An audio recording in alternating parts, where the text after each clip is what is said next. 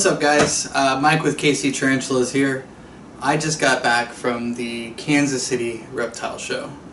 I go there pretty much every time that they have one, which is every few months. I'm a big fan of the show, and they were kind enough to let me in to do some recording this time around.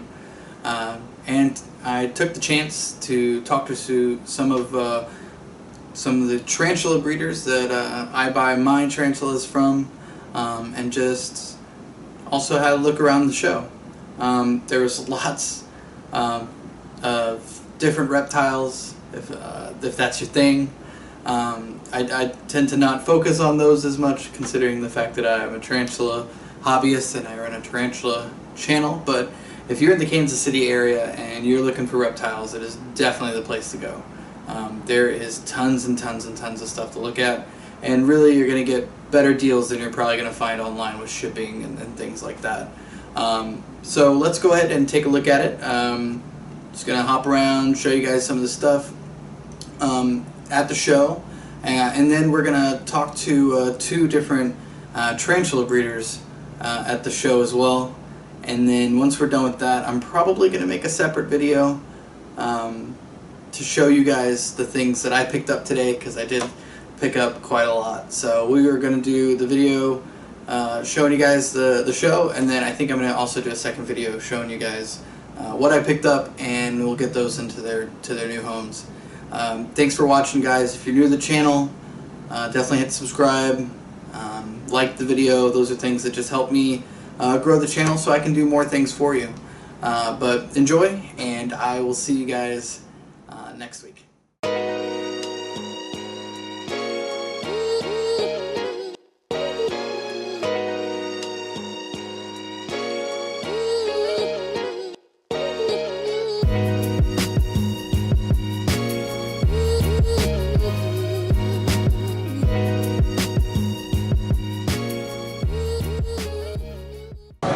Alright, guys, I'm here with Darren. Darren is with Spider Collector. They have a great showing here of many different species at the KC Reptile Show. And we're going to take a look here in a minute what they have. But first, I just wanted to speak with Darren about his business. How you doing, Darren? Pretty good. How about yourself? Doing good. So you guys are Spider Collector. Yep. How long have you guys been breeding tarantulas? 12 to 15 years. 12 to 15 years. It's a pretty long time. Were you guys hobbyists before you started breeding? Kind of not. I owned a pet store in California for about 12 years, and I got into spiders when I bought the pet store. Was there any particular species that got you into tarantulas? Shaco Golden. Shaco Golden. It's a pretty good one. I have At one the time, I had a lot of adult, good-sized Shaco Golden females, so it's fun. It was just one of those species where it was the first spider I ever owned, and it was the nicest spider I ever owned, so I got into it with that. Since then, I've evolved a little bit. I'm more into the Chileobrachus species now, but they're a little more aggressive, more for displays than anything else. Right, yeah. I have a Chaco Goldenie that has been pretty nice to me as well. She's definitely my ambassador when it comes to getting people into the hobby. Is there a particular reason why you would suggest someone would get into the hobby of owning tarantulas? Invertebrates in general are easier to take care of than most of your reptiles. General maintenance is less. To me, I happen to like the fact that I can watch them more than handle them. I'm more of a watcher than I am a holder. The variety, the color, the number of species out there is pretty infinite. So, I mean, it's one of those where once you get into it, you just keep going. Yeah, I've kind of experienced that myself. I like to liken it to like Pokemon. Yep. Once you have one, you kind of seem to want to catch them all. Yep. Is there I would assume that then that the Chaco Goldenie would be your favorite beginner species? Favorite beginner species of all time. Of all the species I've ever had, I'd say Chaco Goldenie is favorite beginner species. And is there a species out there that you haven't owned yet that you would just love to own? I'm sure they're discovering new species every year. So, I mean, yeah, there's got to be a new species I don't know about that I want. But it's more of a thing of I have enough right now to keep my plate full. understand. Is there a website that everybody can check out? I'm still building my webpage as we speak. I took down my old one because it wasn't, somebody hacked it. Now I'm at a point where I'm building a new one. Okay, do you have maybe a Facebook page? We do. It is Drew. Is it? It's Drew Toy. There you go, Facebook. Drew Toy. It is Drew Toy. Give you guys a shot of that there. All right, and then I assume you follow the show around and do mostly Midwest? I do shows from California to Texas, all the way up to Minnesota. So I do a lot of shows. Okay, so a lot of people out there, you might go to your reptile shows or local invertebrate shows, and Darren might be there. And definitely has a really good selection, which I'll show you guys after we get done here. Definitely check him out. Darren, thanks a lot. Not a problem. Appreciate you talking with us, and have a good show.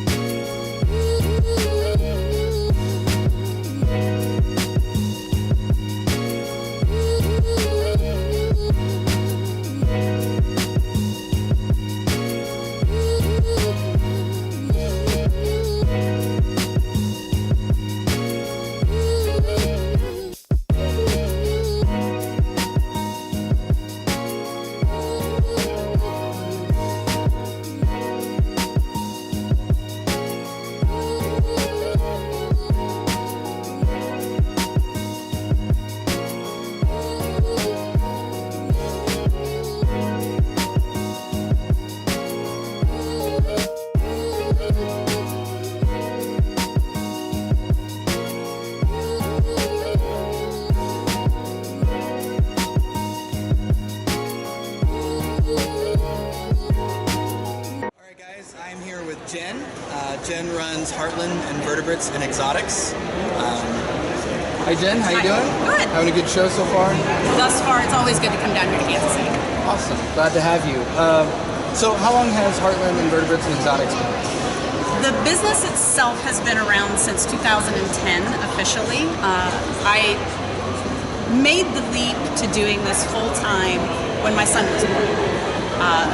We got to looking at what daycare would cost with my working outside the home versus what it would cost for me to stay home with him and do something on the side.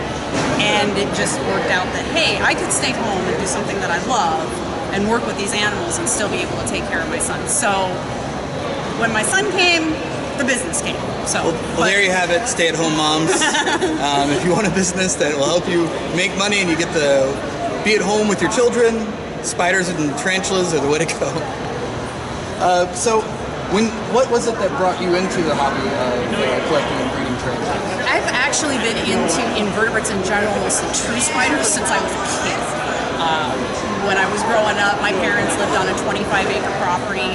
I was catching wolf spiders, fishing spiders, anything that I could get my hands on, and basically rearing them in captivity and seeing what I could get away with in terms of, can I get them to breed in captivity? Can I? I did multiple school science projects on spiders. So when you came home, did your mom always have you empty your pockets? No, she just never went in my room. Fair enough. And I always wanted tarantulas, but that was where the parents drew the line. That was, no, you have fishing spiders in your room that are big enough. We don't need to get really big with this. And so I didn't actually get into tarantulas until I was out of their home, out of both college degrees, until life basically allowed it. And that was in 2008 is when I actually brought my first tarantula home. And what species was that, your first tarantula? And a Faunopelma anax, which was actually labeled the Faunopelma species Brownsville at the time, because she had been collected in Brownsville, Texas, and now that we have the nice revision out, thank you, Dr. Brent, we know that those animals in that area, exclusively in Brownsville, are anax. If you had one species you could recommend to someone who is a beginner to the species, what species would you pick? I have 3, actually, Okay. that I recommend hands down to everybody. And surprisingly enough, they're not rose hairs. I always recommend Brachypelma albiculosa. And it does not matter whether they're Honduran or Nicaraguan as far as which one you get. They're both equally as docile. Grammostola cripes, the chocolate golden bee, and Euphalus, which has now been, this particular species has now been moved to Homoioma, if I'm remembering correctly, and that's the species red, the little Chilean red dwarf flame. And the reason why I recommend those, even though they're ridiculously slow growing, I have never, ever met a mean one. Yeah, a lot of people say that Euaplis, or former Euaplis, is like the puppy dog of tarantulas. And everybody says that pulchras are the puppy dog of tarantulas too, but I don't necessarily recommend pulchras for first timers for a couple of reasons. If you're just going for docile and easy to care for, yes, absolutely, because most of them, 99% of them are. I've owned one that gives an OBT a run for its money. Okay.